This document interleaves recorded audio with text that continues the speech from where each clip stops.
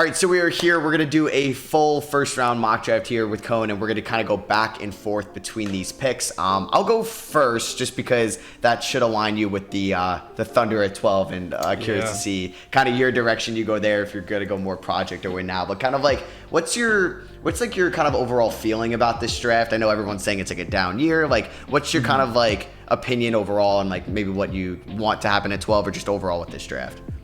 Yeah, I mean, I do agree it's kind of weak in terms of there probably isn't like as many superstar, star level guys, but I feel like this is a draft if you're one of those teams that really needs like a great role player, or like, you know, you think about those star role players like an Aaron Gordon for the Nuggets, or we're seeing what PJ Washington is doing right now with the Mavericks, you know, even like a Jay McDaniels for the Timberwolves. I feel like those kind of players are going to be all throughout this draft. So as, you know, a fan of a Thunder team that is just kind of looking like for those final few pieces, this is a draft that I'm really excited about. And I do think we have heard this before, that it's a really weak draft. I remember, I think it was in 2020 when people talked about that being a weak draft, and we've seen some really good players come out of that.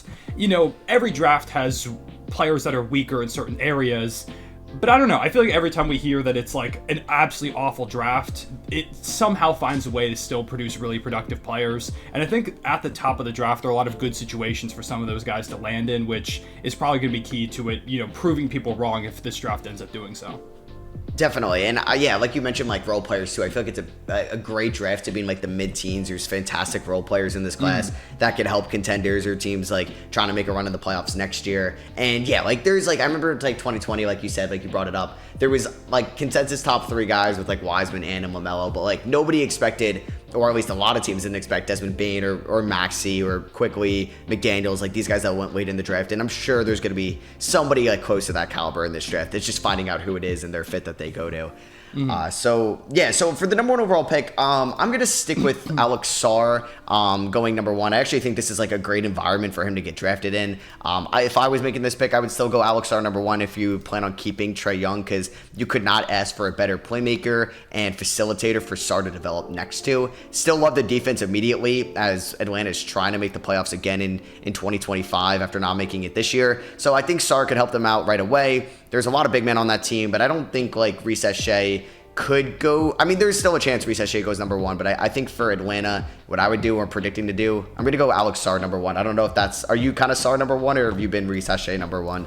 I'm also with Sarr number 1. I think that's where he goes. Yeah, I know a lot of people have been pretty split on Zachary. I feels like anytime I talk to any of my friends that are like really into scouting, some of them love him and some of them don't understand the hype at all. So he feels like the like big swing player with this top group.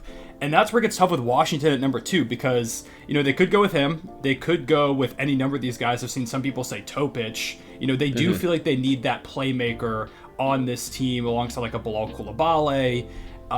You know, they maybe if Kuzma is still there, you know, Corey Kispert had a pretty good year. Denny Avdija really kind of started to blossom this season, so it feels like he could be a good player for them going forward. So it's tough. I'm trying to decide. You know, I think I am going to go a little. I think I'm going to go off the beaten path. I think I'm going to give him Topic. I'm going to give him a playmaker, give them someone who can get those other guys the ball. They, you know, ran it this season with Tyus Jones, and he was good at times, but he's not this long-term point guard for them, really. So I'm going to go with Topic here, give them a playmaker with some height, some really interesting and exciting skills. It feels like he's got some upside as a shooter, and if he can really develop into the player it seems like he could be with that size, I don't know, it feels like big guards are kind of the wave right now for a lot of teams. Yeah, definitely. Like, I think Topic, the shot is going to play. Good free throw shooter, good form, good shot diet this past year in Serbia. And yeah, this is like such a project year for Washington. He's not going to have super high expectations. He's just going to come in, facilitate, kind of work in the half court. And I'm a fan of Topic, like number 2. I think he's the best point guard in this class. And getting him for a team that needs a point guard, or at least like can learn or at least be behind Tyus Jones, I'm a big fan of that. But it's definitely weird for Washington at 2. Like, they would have been the perfect Sarr team if they ended up with number 1. Yeah, for sure. Like, it felt like when they were going to get that spot, I was like, oh, this is perfect for them. It makes sense. And then, yeah, unless Atlanta shocks us and switches it up, it's kind of a tough spot to be in there at number 2 for them. For sure. So Houston at 3. Do you think they should do... Did you like the idea that they trade the Nets picks their backs, or the Nets pick back to them, and then they try to get Phoenix's pick and maybe Mikal Bridges in that? Did you like that idea for them? I do, as long as they don't have to give up, because I know there was that report that they tried to give up Jalen Green in a bunch of picks, which looking back would have been insane to go for. But if they can just, use the jump that this pick took to get a great player like Mikal Bridges, I definitely don't mind that at all, because I don't know if anybody they pick here at 3 is going to make the immediate impact that he is. And you could argue, they still need to find some players in the draft because they still are a good bit away from competing with the top teams in the West.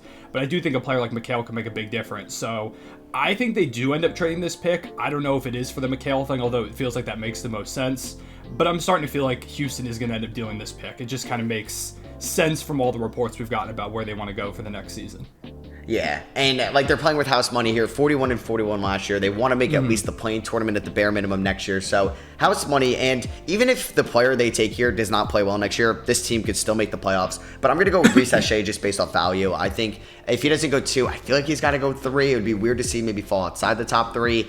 Houston's weird though because they're kind of set everywhere. Like their front court's set. You're paying Fred VanVleet all this money next year. You have Whitmore, Green, Thompson all into the mix. I think Reece Shea gives you probably a decent amount of positional versatility.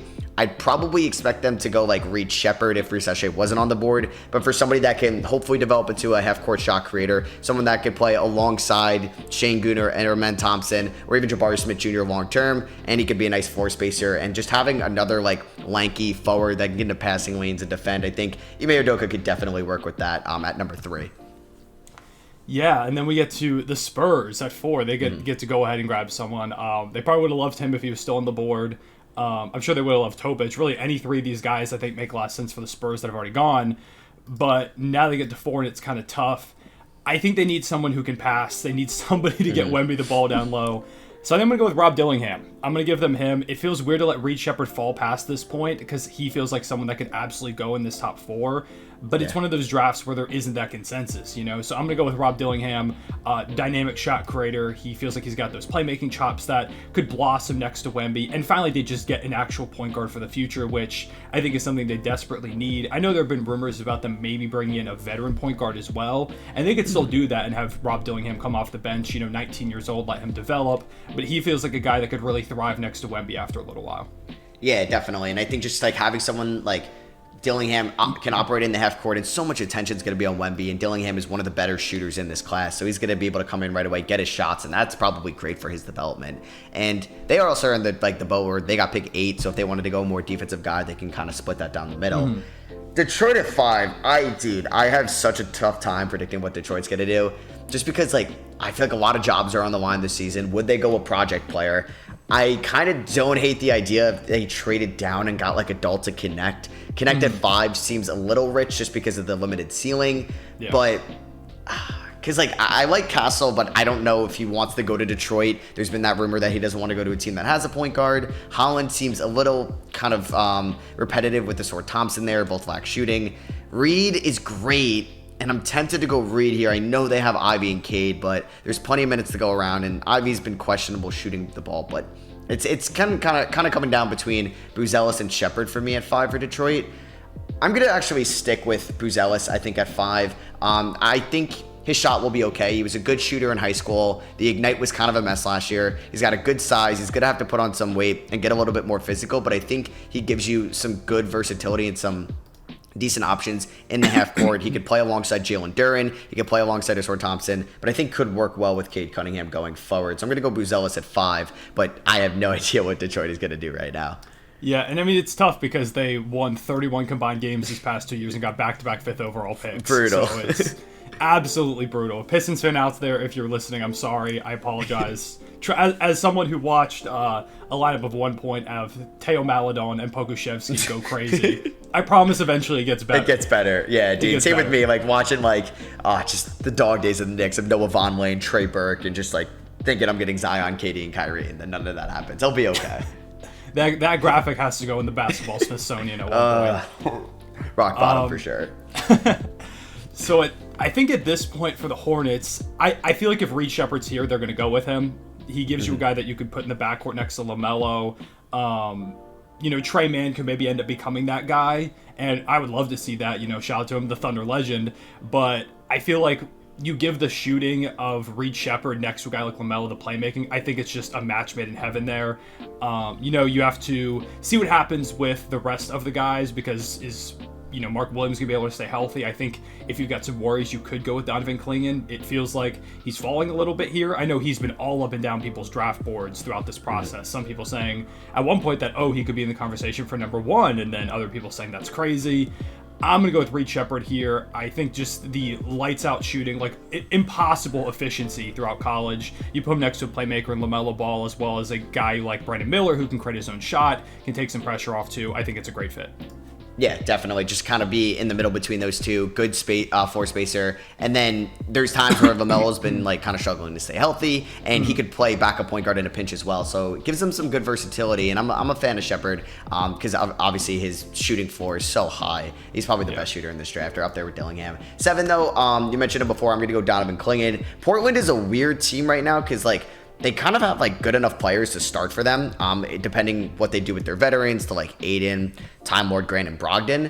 But I think Clingan probably is the best player available if they didn't go maybe a Castle route. And it gives you at least a good backup big man depth if you're going to still start Aiden. But I think could eventually be the answer once Aiden is no longer there in Portland, and could be a nice pick and roll partner with Scoot Henderson and anchor that defense going forward. Yeah, I like that pick a lot for them. It is weird because they've got Ayton and they've got Robert Williams, but who knows if Rob's ever going to stay healthy, and is Ayton really the long-term fit? So they're in a really weird spot. Like you said, it feels like they've got some good depth and they have some interesting pieces, but it's a matter of which one of them actually works for the length of the rebuild it seems like they're going into. The Spurs here are really weird with the players we have left on the board at 8, because I've already given them a guard with Rob Dillingham, so it feels like Stephon Castle could be also a good pickup at the guard position too, but like we talked about, he doesn't want to be somewhere they have a guard, and if they've already taken Rob Dillingham, does it really make sense? Because I would like it. I would like the fit there, but it seems like he wouldn't like it as much. Dalton Connect is more of a win now player, but he does feel like he could be good in that system. I'm also tempted by we talked about Ron Holland. I think he's pretty interesting. Yeah. Even it's Williams. I love the Castle fit, and I just wonder if that's all weird smoke screen, is that actually a thing? I do think Castle and Dillingham could work in that backcourt together though. Castle can run the show, Dillingham can play off ball, but Castle could still be the primary defender in that backcourt. Yeah, I'm just gonna go with Castle. Maybe there is some issues with the reports and stuff like that. That is, I guess, a concern. But at the same time, I don't know if he's going to be that lead guy for his whole career. At some point, he's going to have to play off of somebody. And I feel like the Spurs are a situation where he could kind of learn that and develop, play next to Wemby as well. I like the fit as well. Like you said, with that defense, there's Rob Dillingham, of course, is not this great defender by any means. So you give him there. He's a player that has shown a lot of just ability to impact winning basketball at UConn. I like the fit there with San Antonio. Kind of give them that more, win mentality I think they need, and they're going to need continuing going forward. Definitely. I'm a big fan of that as well. For San Antonio, do you think that they should just kind of run the draft, keep building through that, and maybe just kind of add on the margins and just develop this young talent? Or do you think that they should try to leverage maybe one of those picks for a Young or a Garland or a point guard like that? I like the idea either way. I do think if they decide to just let it ride this season, that's fine, especially if they get guards like this, with Rob and Stephon Castle, or if they like two players a lot in this draft. I like the idea of it.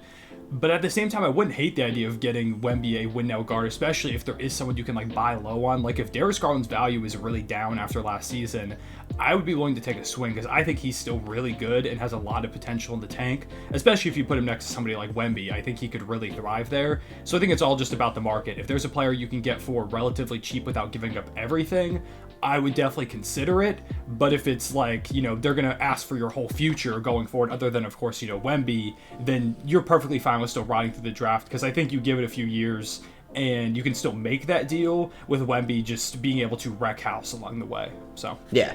No, I think so too. If Garland's value, is really that low. It's a perfect buy low opportunity.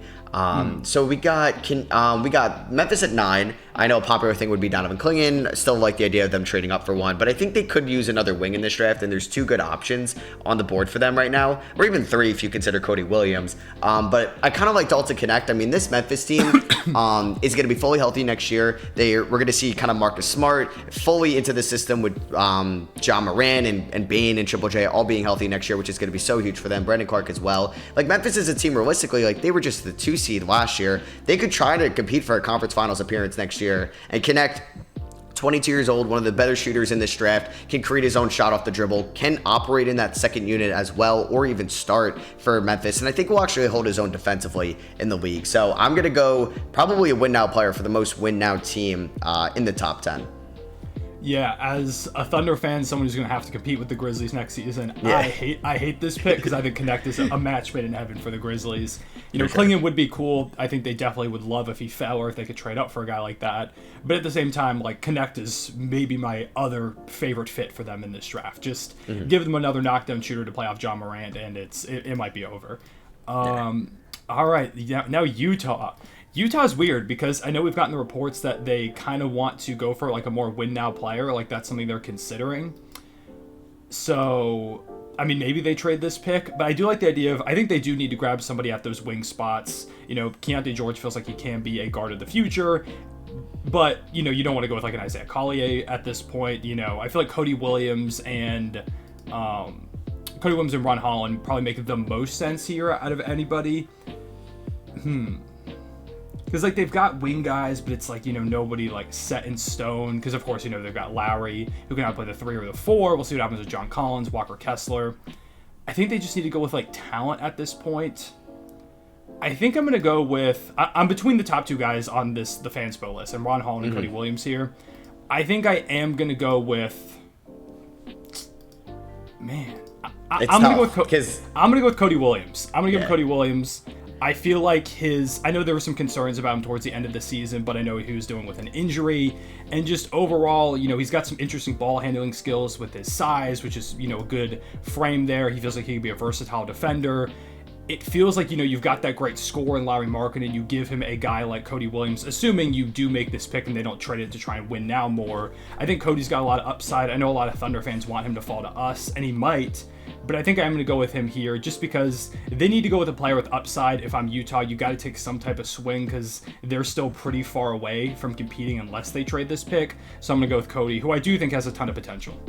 Yeah, definitely. And I think we'll see what they do with this offseason if they extend Lowry, if they try to add another big name. But I think Williams will have his chance to, like, develop there. And I think can fit kind of the mold of what they've done in the past with some of their longer, like, wings. And he could play even, like, the 2 for them. Like, it's like they like to play Lowry at the 3 and you put Cody at the 2. Like, plenty of size and length there. And he would have time to grow and develop, which is going to be a big part of his game because I still feel like it's a very raw feel and he doesn't have the confidence late in games or shot clocks winding down, and he kind of gets a little bit flustered. So I think that will be a good environment where the expectations aren't too high and compared to if you went to like Memphis at 9. 11, we have Chicago, a weird team here. The way that this mock has fallen is actually kind of nice because I've seen Collier get mocked a ton to Chicago, which is interesting because they have so many guards. But for Chicago, like, they're in limbo. Would they want to go somebody win now if they actually re-sign DeRozan and run this team back? I'm just going to go Ron Holland. I mean, this team definitely needs some defense. In my opinion, the best player available. He's going to be a good perimeter defender right away, post defender right away. He's going to be able to run in transition, good attacker, finisher at the rim. There's questions with this jumper. This team does have shooters, so I think he'll be okay right away. You just hope that shot eventually develops. I kind of like the confidence in his shot. The form is a little weird, but I think it'll be okay. And I think Chicago, rebuild or not, like, could prioritize defense there with Holland at 11. Yeah, and then we get to my Thunder at 12, and there's a lot of ways we could go. I know a lot of people, everyone's kind of split, I feel like. Some people want to trade this pick, some people want to keep it. I'm in the camp where if there's a player you like or you think someone will be available, I'm cool with this drafting someone. But I do think it should be a more win-now type of player, someone who's ready to help right away. And, you know, like, I've seen Tajon Saloon be like, getting mocked to us a lot, but I'm not sure if he's going to be ready to help us quite yet. Right off the bat, I know there are a lot of Thunder fans that want just rebounding at any cost and would love Zach Edey here. I'm not exactly in that camp. Yeah. Do you think Giddey's on the roster next year? I don't. I think we end up trading him. I think Yeah. it's not guaranteed. I would give it like maybe like a 70-30 split in favor of him probably being off the roster. I don't know. It just feels like it was clear after that series that the fit isn't going to work. And Sam Presti, you know, he gave Giddey some, you know, compliments about his resilience throughout the season with struggling with his role and everything like that. But overall, it did seem like the attitude was, and even said specifically at one point that, you know, we need to figure out how to maximize Giddey's strengths, but not at the expense of the overall success of the team, which makes me feel like they're definitely going to evaluate dealing him. Maybe he doesn't get dealt because there's just not a lot of interest. But I do think I think he gets moved. So that begs the question, you know, what did we trade him for? Did we grab a big? Did we grab just a better player to fit into that starting lineup there? I don't know, just assuming we don't really have a big at this point. One guy I've looked at a lot is Kyle Filipowski. You know, he can stretch the floor, gives us some more size. So I think I kind of like Kel'el Ware a lot. Like, I really like his game. He's someone that I've thought about a ton. But I know he's not being mocked up this high, so I can't. It does feel like it might end up being a bit of a reach, although I think he's got the potential to be way better than where I've seen some people mock him. So I will go with Kyle Filipowski. He may be more ready to compete right now with this team. You know, gives us a guy who's 7 feet tall. If he could theoretically play alongside Chet, he could play as that backup big, and I do think he provides quite a bit of what we're needing with the you know, help on the board's overall size for this team. It feels like he's going to be a good glue guy for this squad if he ends up here. Yeah, and I think like you're just prioritizing rebounding and big man depth this offseason, so you hope he's just like a luxury at this point, like not a necessity, because you maybe got a big man via trade, or maybe you land a big in free agency. Like obviously, like Claxton would be great, or Hartenstein if you're actually able to pull that off. Yeah, that would be the dream. There are some Thunder fans for some reason that have mentioned Jonas Valanciunas. I don't understand that one. Yeah, that's interesting.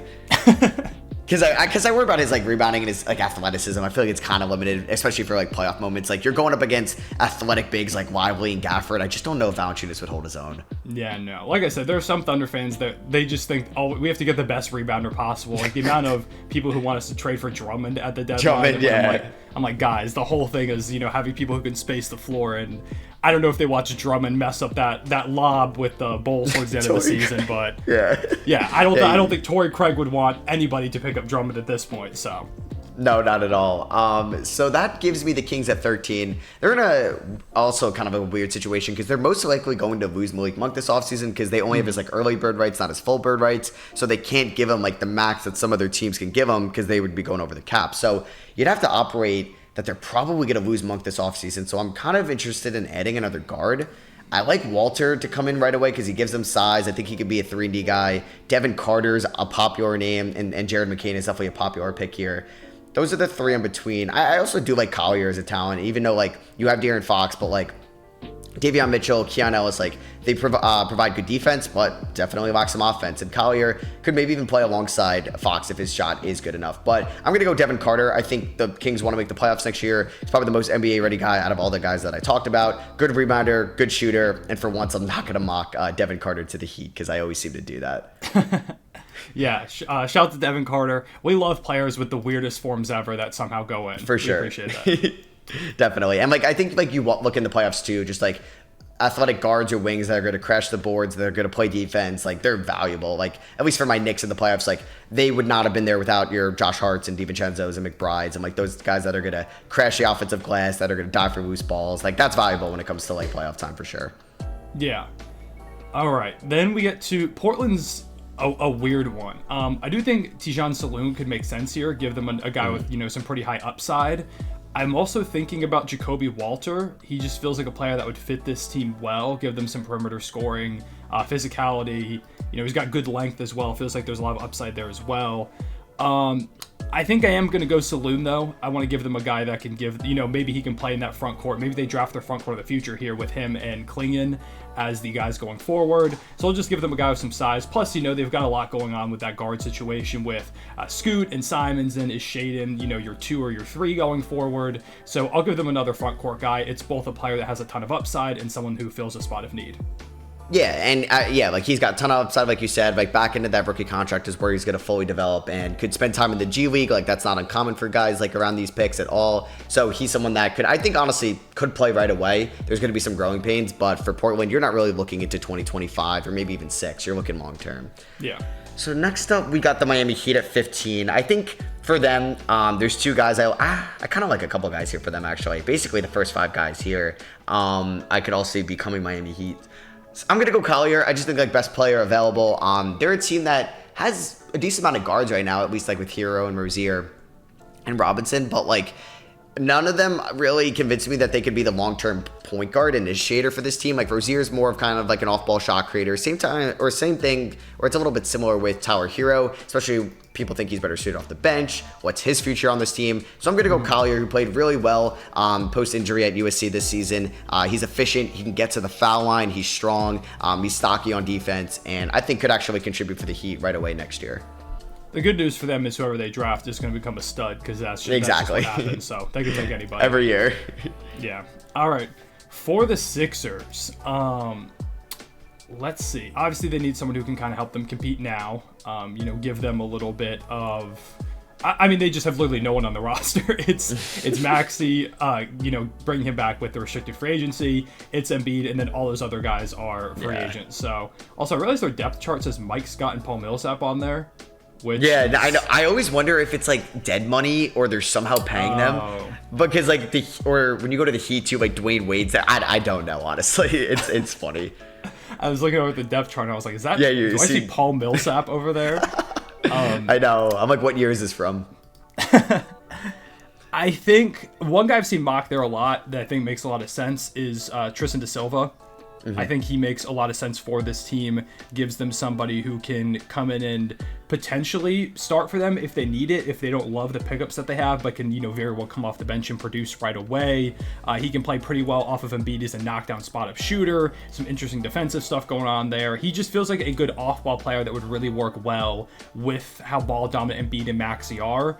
If they're going to use this pick, I like him a lot for this team. Yeah, and I think like try to get guys like similar to that mold that can do a little bit of everything. I don't really think they need like a Paul George or a third max guy. I think just getting guys that are complementary pieces and a good backups to like Maxey and Embiid is the way to go. And that's definitely what Da Silva could do. So I'm going to make this pick on behalf of the Lakers, because I do think that the Pelicans are going to give them their 24 first and take the Lakers 25 first. So for the Lakers, they could go a couple different routes. Maybe they just go... maybe they go Zach Edey here. But I think there's two names that really stick out, and that's Jacoby Walter and Jared McCain. I think just immediate impact and shooting, McCain's going to be way more consistent for the Lakers than Walter would. I think there could be some inconsistencies with Walter and familiarity with just kind of like the way that they're going to operate next year. I think McCain likes the bright lights, and he's someone that I think could actually flourish at Crypto Arena or whatever it's called now. So I'm going to go McCain at 17, and I think he can actually be a good shooter in that backcourt, especially if they lose D'Lo in the offseason. I like the McCain pick a lot for them. I like that fit a ton. I've seen him going to Miami as well. That's a spot I like a lot. I think McCain's going to be really good. And like you said, it feels like he thrives under the bright lights. He was really good at Duke in those tight situations. Yeah, I mean, I think he would be really good over there for the Lakers. It is interesting them with the Pelicans pick there, who ends up going to take that one. I noticed you did mention Bronny James. I did notice that. I know, because it's like, oh my God, dude, I don't even know. Like the Suns are poor. Like we'll get to them. Like that came out that they would be interested in taking him at 22. I can't see it happening until it actually does, but I guess I wouldn't be totally shocked. You would just have to think it'd be the second round picks, not the first round. Yeah, it does feel like a very Phoenix Suns new ownership thing to take Bronny James there and be like, hey, LeBron, we got him, and then he doesn't go there and they just wasted a first round pick. So yeah. All right, let's see. So now up we've got the Magic, who, shocked the world, made the playoffs this season, were almost in the second round, they got close. There's a lot of guys they could go with here. Because they have players all over the place. They've got Jalen Suggs there now in that backcourt. Like Cole Anthony's interesting. What's going on with Markelle Fultz going forward for the future? When will Anthony Black be ready to go ahead and contribute as well? They've got Wendell Carter down low, Mo Wagner, Franz Wagner. Like they have people all over the place. It feels like. So this is a tough spot. Even like Jet Howard didn't really play last year, but he feels like he could be really good going forward. So I don't necessarily know who to go with at the moment. It also doesn't feel like they have to go, win now, because they could very well still, like they're still a young team. So even though they're ready to compete, they don't have to go win now. So I almost feel like I should I think the one thing they need is just shooting. Like they need somebody who can knock down shots. So I'm almost tempted to go. He's probably far down this list, but Johnny Furphy, I'm almost tempted to go with him here and just give him I've seen who this can mocked a knock down ton. shots. Yeah, because like at the combine, like his shot like is NBA ready, and I'm pretty sure like today's the day actually that he has to declare for the draft or not. But I think he's going to for sure because he would have with you already, and I think at 18 is good value for them because he's honestly lank, like he's got the length, he's got the athleticism, and he's like pretty like high upside as a prospect. And like you said, they don't really need a win now player, and his shot can contribute right away next year. Yeah, I think I'm going to go with him. We're going to go ahead and take Furphy. Like you said, I think he is going to end up staying in the draft. It just feels like it makes sense with some of the buzz we've been seeing surrounding him. So I'm going to go and take him. And yeah, like you said, upside could go ahead and contribute right away shooting. And if he's just on the bench playing some G League minutes, that could probably be good for him anyways. Yeah, for sure. So the Raptors at 19, this is from the Pascal Siakam trade. So they're pretty much just going to go, I think, high upside play here. A couple guys I still like on the board, so this has fallen very well for them. I like Khalil Ware, that option for sure. I'm actually going to go Jacoby Walter, though. I don't think he would make it outside the top 20. Yeah. Great athleticism. I think there's going to be some issues with finishing at the rim and maybe some turnovers in his rookie season, but I actually think he could be a above average three-point shooter, and they just kind of need some wing depth right now going forward. Kind of figuring out what Scotty Barnes is for them. If he's going to be like the lead initiator, if he's going to be more of like an off-ball player, inside presence, but they have Emmanuel Quickly, RJ Barrett. Let's get another wing into the fold. Yeah, the Raptors they're in a fun spot. I'm glad they finally went ahead and blew it up. It was taking forever to make that decision, so I know. I'm glad they went ahead and went that direction for right now. Because I feel like, for like that way of things, like you never really want to blow it up because it's easier said than done, but like you don't want to end up like the Wizards and you just prolong it and then you end up getting like pennies on the dollar for like Bradley Beal. And if they traded Bradley Beal like 2 years ago when they should have, they could have gotten multiple unprotected first round picks. Yeah, for sure.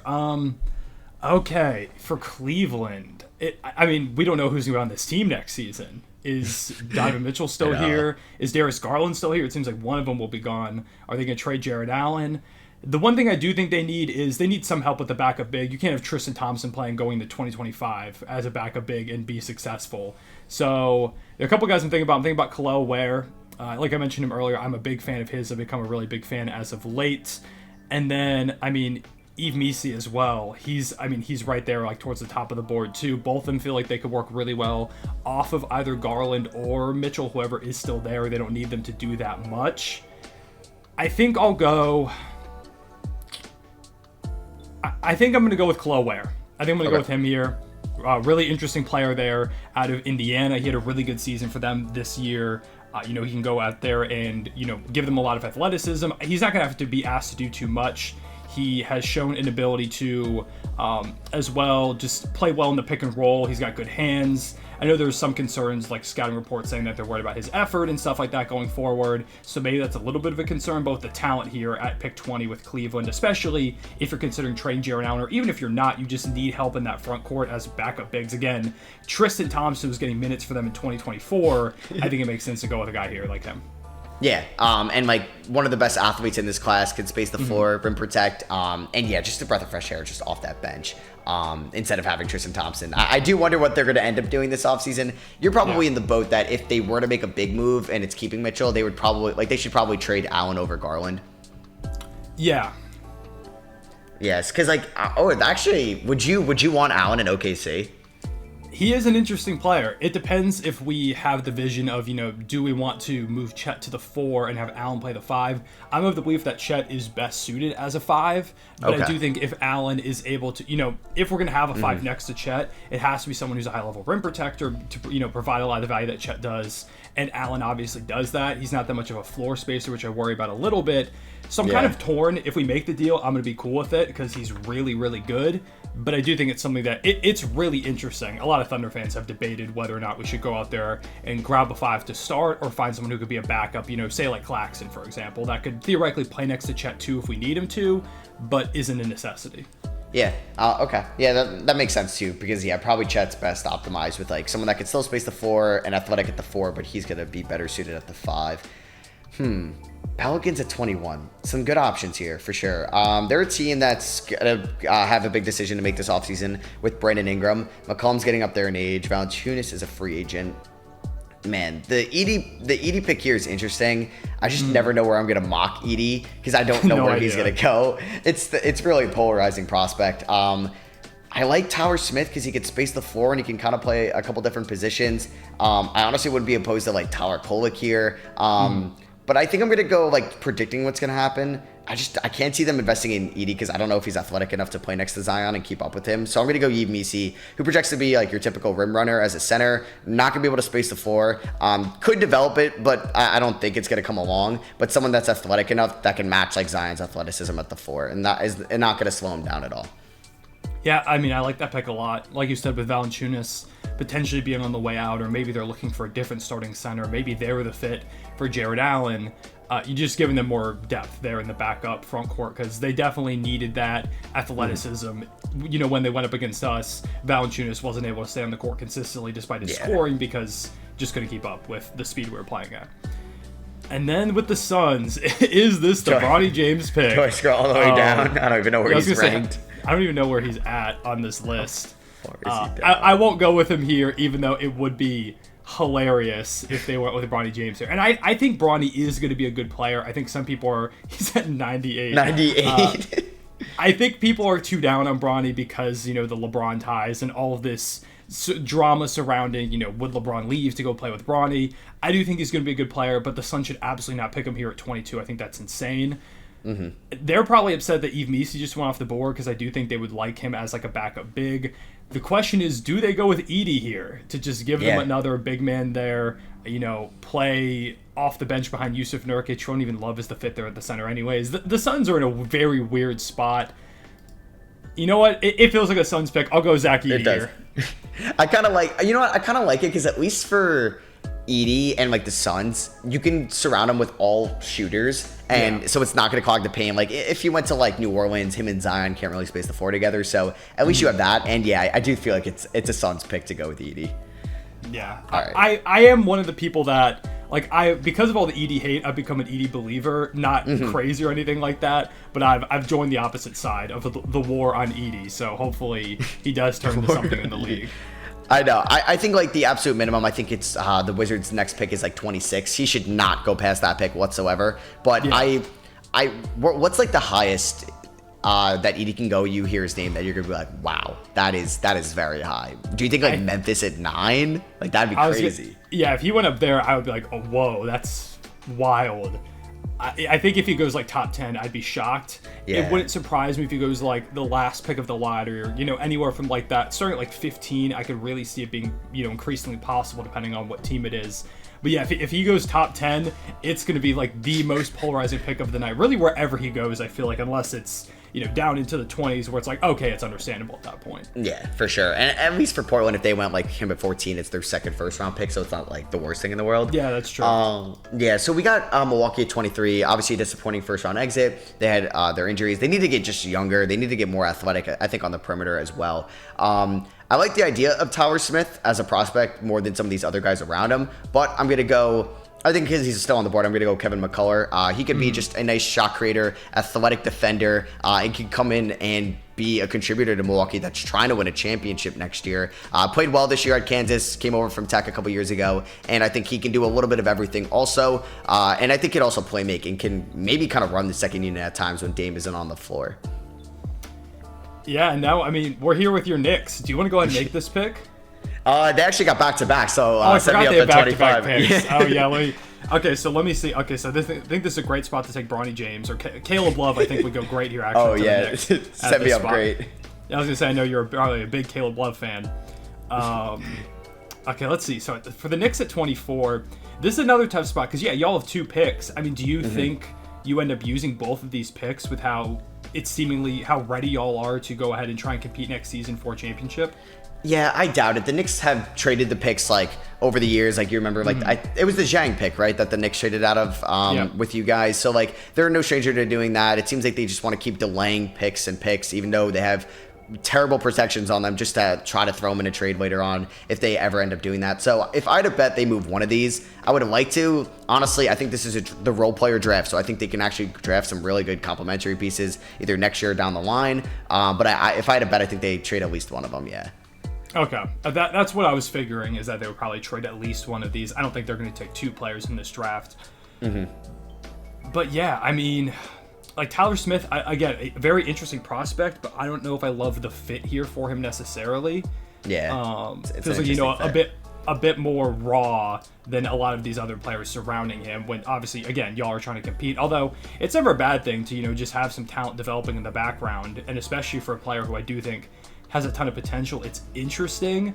Another guy that I was considering was like a Deron Holmes. Gives you that a shot blocker, a play finishing lob threat. He's agile, an improved shooter. He's not a great free throw shooter, so we'll see how that translates. Obviously, pretty far down the board here, but he should be higher than that. This is weirdly low for him. I agree. When I flip back over, because I was looking at like my list of like players over on the side, like a big board over here, and I looked back over and it says Deron Holmes at 50. I was like, whoa, hold on, am I missing something? No, he's way too low. But yeah, I think like with the pending free agency of Hartenstein and Mitchell Robinson struggles to stay healthy, and Achiuwa's a free agent as well. Like I could 100% see Deron Holmes go here at 24. Yeah. Fits the Knicks, I think, a little bit more than like Tyler Smith too.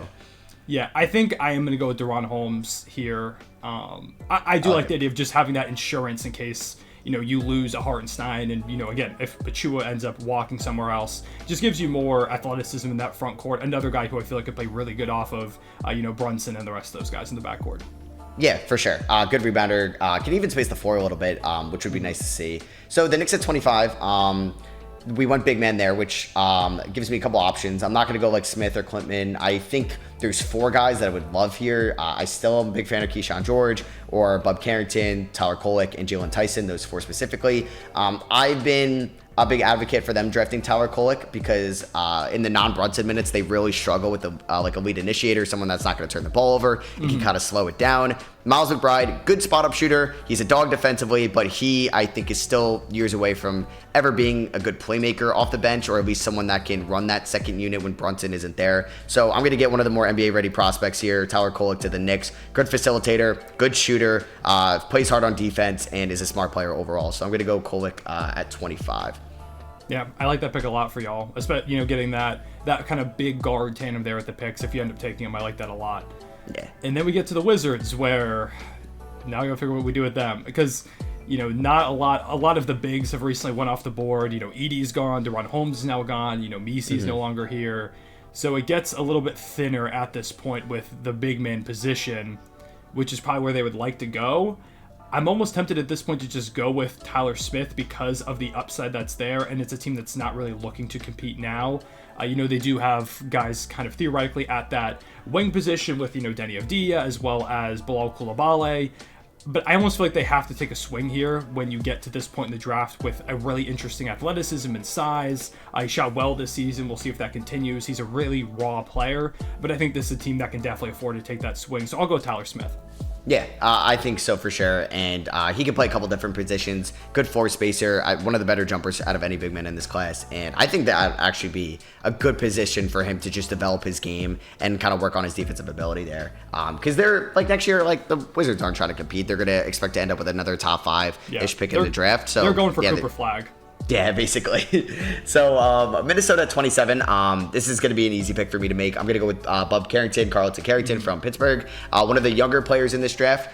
Good shooter. I think will be a good shooter right away. Physical player inside. He can rebound a little bit. And with Mike Conley getting up there in age, Monty Morris is a free agent. They could use some lead guard depth as well as someone that could maybe, I think, play alongside Anthony Edwards over the course of his career. So I'm going to go the former Panther there at number 27.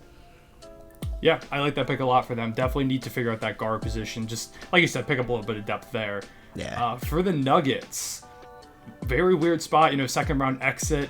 They're just really looking for someone who can help them right now. It feels like coming into the season, they're going to need guys who can kind of help them off the bench. This is where I'm interested in Keyshawn George, actually. I feel like he makes sense as a player they could go with and grab him off the bench. A good shooter, has some interesting playmaking, length that could make him a versatile guy out there on the perimeter, and, who knows how ready he's going to be able to contribute right away in most situations, but you put him in a spot in Denver where they have, Jamal Murray and, of course, Nikola Jokic, who can set him up for spots. I think he could be pretty good right away there, and even if he isn't right away, it feels like he's got a great spot to go ahead and just develop alongside all the talent there in Denver. Yeah, someone that's going to be better on the back half of that rookie deal than the front half. And I actually have mocked that a couple times because I think he can actually eventually be a KCP replacement. Because when you're playing with like Jokic and that team, you really have to develop into where you need to be on your certain spots on the floor. And I think George could be that because he's athletic, he's quick jumper as well, and is projected to be a plus defender in this league. So we got the Jazz at 29. Still like a team that has a lot of big decisions to make. We went Cody Williams before.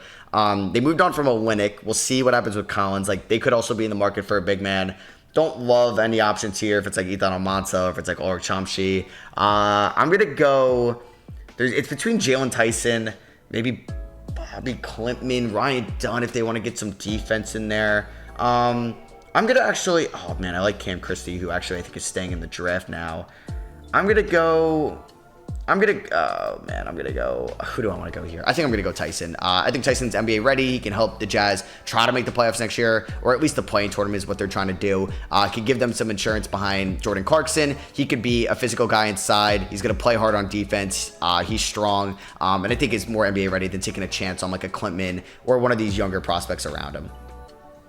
Yeah, and that puts the Celtics on the clock here at the end. A lot of ways they could go. I mean, they're ridiculously good. Like they don't really need anything necessarily right now.